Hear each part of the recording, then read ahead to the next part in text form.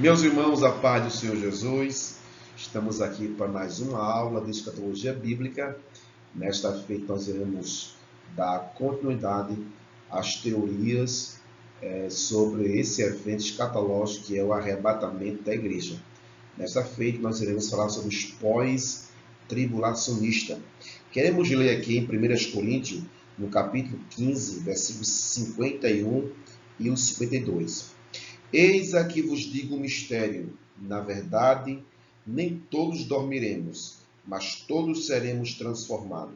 No momento, no abrir e fechar de olhos, ante a última trombeta, porque a trombeta soará, e os mortos ressuscitarão incorruptíveis, e nós seremos transformados. Então, vamos aqui abordar essa teoria que nós chamamos de pós-tribulacionista. Meus irmãos, essa teoria tribulacionista defende que a igreja vai passar pelo período da grande tribulação. Então, que a igreja ficará na terra até a segunda vinda de Cristo. Quando Cristo vir, Cristo vai vir visivelmente, vai arrebatar a igreja até as nuvens, ao encontrar com ele nos ares, e depois automaticamente Cristo volta com ele para a terra. Então, essa é a teoria dos pós-tribulacionistas. Então, para fundamentar essa teoria, alicerçar sua teoria, os pós-tribulacionistas, eles têm que repousar em alguma base. Então, uma das coisas que ele faz, primeiro, é negar. Ele traz consigo, ele precisa basear-se numa negação do dispensacionalismo. Ou seja, ele não faz distinções dispensacionalistas. Então, ele precisa colocar a igreja nesse período que nós chamamos de grande tribulação, ou tempo da angústia de Jacó. A segunda coisa que ele tem que fazer também negar que existe realmente também uma distinção entre Israel e também a igreja. Então, com isso, ele precisa negar qualquer ensinamento concernente à natureza e ao propósito do período tribulacional. Ou seja, a Escritura ela mostra que esse período tribulacional de respeito à ira de Deus, a um julgamento, a um tratamento de Deus com o povo de Israel. Mas ele confunde e diz que a igreja em si tem que passar por esse período. Em quarto lugar, os pós-tribulacionistas, ele precisa negar, meus irmãos. Negar o quê? Negar a distinção de alguns textos que diz respeito à vinda de Cristo no arrebatamento e a vida de Cristo em glória. Então, eles pegam os dois textos e diz que é a mesma coisa, de respeito a uma vinda só. Também, além disso, os pós-tribulacionistas ele precisa negar a doutrina da iminência, ou seja, eles não acreditam que Cristo possa voltar a qualquer momento. Então, ele acredita que alguns sinais, vários sinais têm que acontecer para primeiro Cristo voltar. E principalmente sinais apocalípticos, sinais que diz respeito somente ao período que nós chamamos de período tribulacional.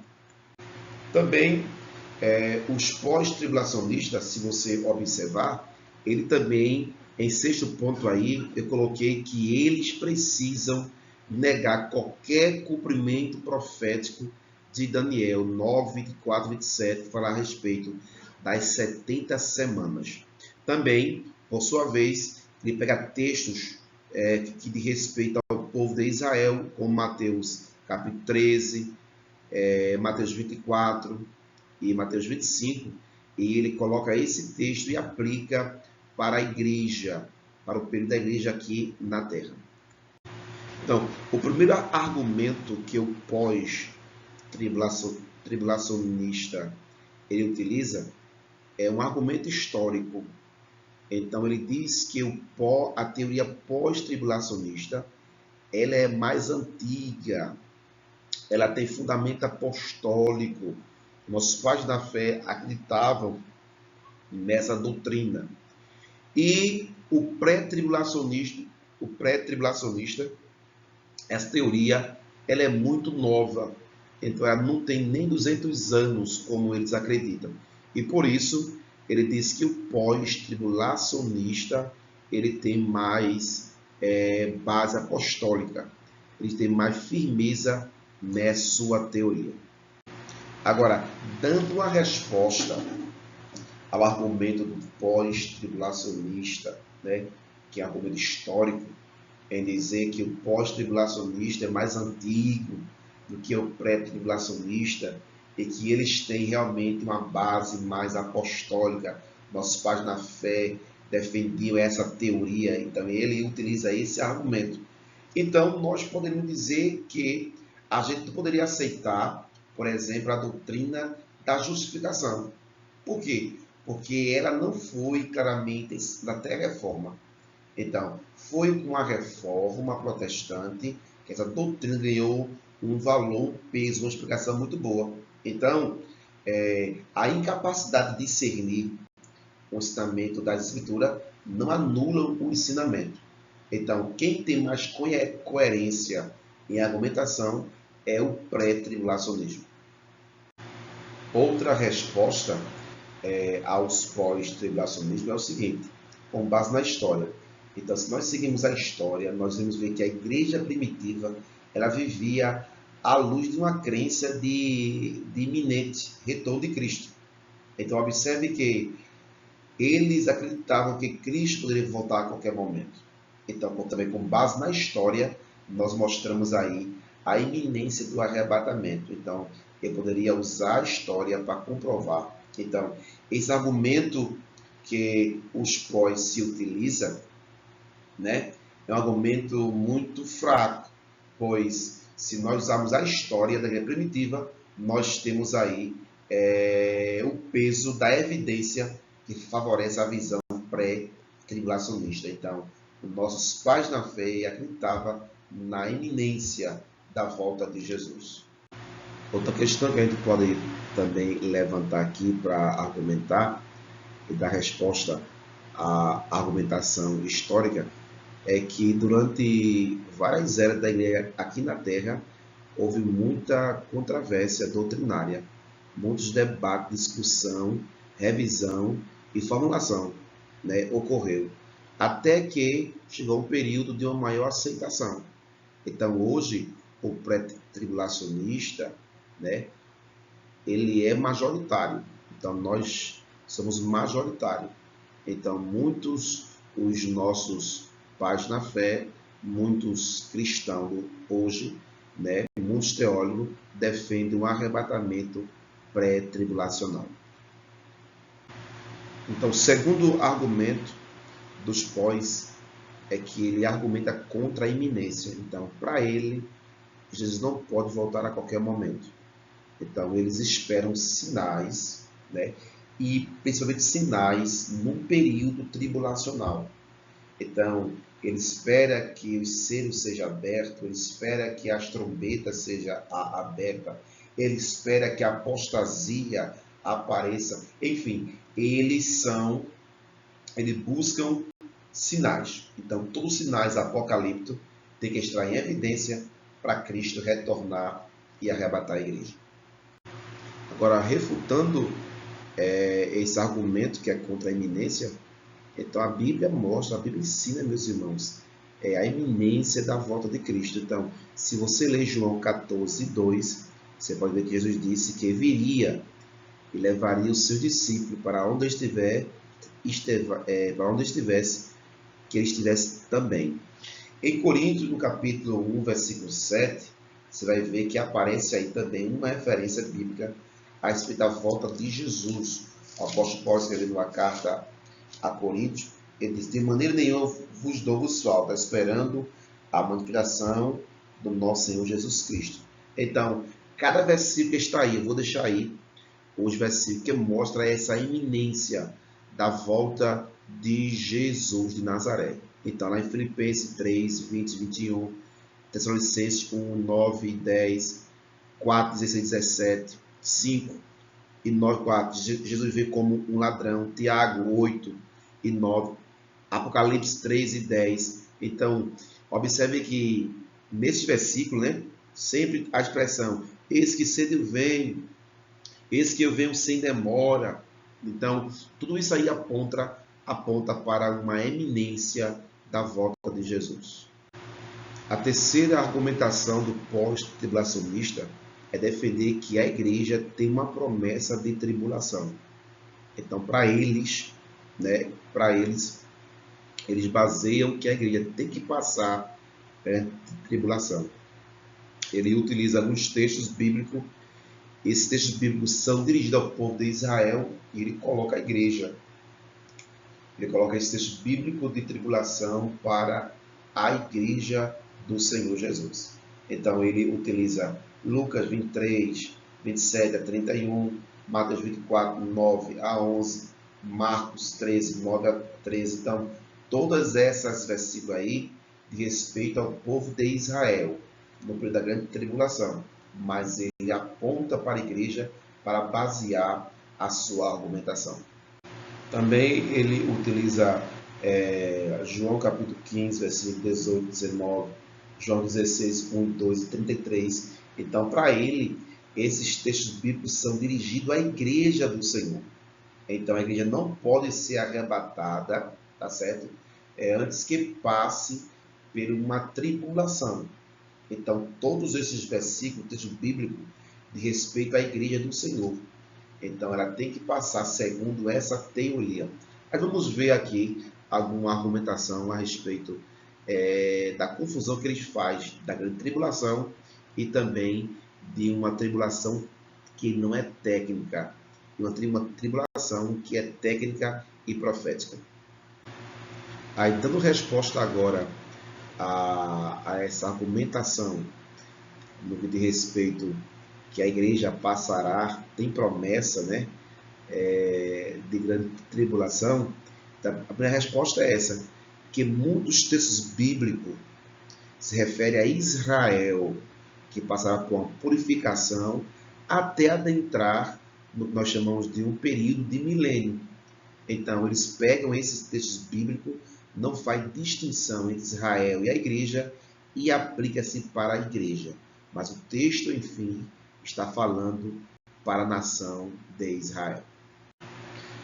E outra resposta em relação a essa teoria, essa base, a esse argumento, é que ele confunde uma tribulação que nós chamamos de técnica e uma tribulação não técnica. Ou seja, a tribulação técnica diz respeito a uma tribulação profética, a uma tribulação que será de 7 anos aqui na terra, né? Onde Israel passará por um período de purificação, Deus irá derramar sua ira sobre a terra. E existe a tribulação não técnica, é aquela que Jesus falou que a igreja iria passar durante a dispensação da graça. Por exemplo, se você ler João 16, 33, ele diz, no mundo terei aflições, tem bom ânimo, eu venci o mundo. Se você ler Apocalipse capítulo 2, versículo 10, que Yasmina teve a tribulação de 10 dias. Então, várias tribulações, aflições, a igreja passou aqui na terra e vem passando. Mas não se compara à tribulação técnica e profética, que diz que não haverá dias, não haverá outro tempo, outra angústia, como naqueles dias. Não haverá aflições semelhantes a esta. Então, eles confundem essa questão de uma tribulação técnica e uma tribulação não técnica. Eles também argumentam que o cumprimento das 70 semanas de Daniel já é um cumprimento já cumprido na sua totalidade. Então, eles erram, né, em não entender que o relógio escatológico parou, já se cumpriu 69 semanas de Daniel, e uma semana só falta se cumprir. Então, esse também é um argumento dos pós-tribulacionistas. Então, outro argumento que ele utiliza é com base na ressurreição. Então, qualquer texto que ele lê, e que se tiver ali uma ressurreição dos santos, uma ressurreição dos escolhidos, então aquele texto ali está apontando para a igreja. Então ele pega, por exemplo, o Apocalipse capítulo 20, versículo 4 ao versículo 6, então ele acredita que aquela ressurreição ali é a ressurreição da igreja, mas não é a ressurreição da igreja. Aquela ressurreição ali é a ressurreição dos mártires. E com isso, ele começa a descrever eventos como a Convenção de Israel, a inauguração do reino, a entrega de galardão, e por isso ele começa a misturar as coisas. E até mesmo em Apocalipse capítulo 11, versículo de número 15 a 18, naquela ressurreição ali das testemunhas, então ele argumenta que a igreja está também ali presente. E nós vamos refutar e mostrar para os irmãos que há uma ordem da primeira ressurreição, que é a ressurreição dos santos, dos salvos. Existe uma ordem. Então, se você ler 1 Coríntios, no capítulo 15, então, argumentando agora a nossa resposta para explicar as ressurreições, já que essa teoria confunde os textos. Então, 1 Coríntios, no capítulo de número 15, e o versículo de número 23, diz assim a palavra do Senhor: mas cada um por sua ordem, Cristo as primícias, depois os que são de Cristo na sua vinda. Então observe que a primeira etapa e ordem da ressurreição foi Cristo. Cristo é a primícia dessa ressurreição. Agora, depois que Cristo ressuscitou como as primícias, então no dia do arrebatamento da igreja, vai ressuscitar os que morreram em Cristo, os salvos. Então, os salvos no arrebatamento. Então, 1 Tessalonicenses 4 e 16 e 1 Coríntios 15, 51 e 52. Então, esses dois textos aí mostram claramente a ressurreição de todos os salvos no arrebatamento, né? Porque o mesmo Senhor descerá do céu com alarido, com voz de arcanjo e com trombeta de Deus. Os que morreram em Cristo ressuscitarão primeiro. Então, está aí 2 versículos bíblicos, você pode ler na sua casa, aí mostra a ressurreição dos salvos no arrebatamento. Haverá também outra ressurreição, que é a terceira ressurreição, sobre duas pessoas. São duas testemunhas que Deus irá levantar durante a grande tribulação para pregar o evangelho, tá certo? Essas duas testemunhas não pode ser nem Enoque, que foi arrebatado para não provar a morte, não pode ser Elias, que também foi arrebatado para não provar a morte, e nem pode ser Moisés, que morreu. E ao homem só está no direito de morrer somente uma única vez. Então, serão duas pessoas que Deus irá levantar durante a grande tribulação. Já que Deus vai selar 144 mil judeus, então Deus vai escolher mais duas pessoas especiais para pregar o evangelho. Então são pessoas que terão um poder semelhante ao de Moisés e um poder semelhante ao de Elias. Então, eles irão recitar em Apocalipse, capítulo 11, versículo 11 e 12. Vão pregar, vão ser mortos, passarão 3 dias o seu corpo na praça de Jerusalém. Depois, como diz a Bíblia, vai ouvir uma voz do céu, Deus vai ressuscitar e vai subir, vai pedir para que ele suba para o céu. Pode ler aí, Apocalipse, capítulo 11, versículo 11 e versículo 12. E temos agora outra etapa, que é a ressurreição dos mártires. Apocalipse, capítulo 20, versículo 4, versículo 6. Deus irá ressuscitar aqueles que se converteram durante a grande tribulação e que foram mortos por amor à palavra de Deus e não aceitaram a marca da besta, nem a sua marca, nem o seu sinal. Então eles irão ressuscitar com Cristo e também irão entrar no milênio para reinar com Cristo. Outro argumento dos pós-tribulacionistas é ele se basear na palavra do trigo e do joio para dizer que a igreja vai passar pela grande tribulação, mas essa parábola não diz respeito à igreja, é de respeito justamente a um período onde Cristo irá implantar o seu milênio e Cristo vai julgar as nações e vai recolher todos aqueles que cometem pecados, quando vai tirar da terra, vai lançar no lago de fogo, né?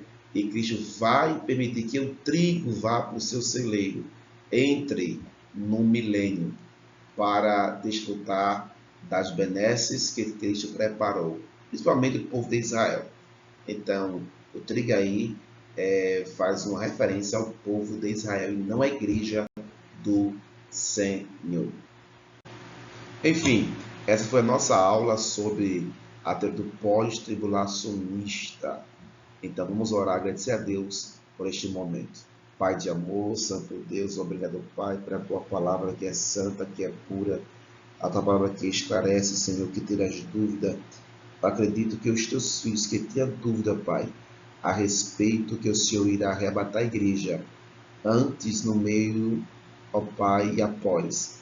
Eu creio que o Senhor, Pai, está clareando a sua mente no exato momento. Eu obrigado por tudo, Pai, no nome de Jesus. Amém. Deus te abençoe, em nome de Jesus. Uma boa aula, em nome de Jesus.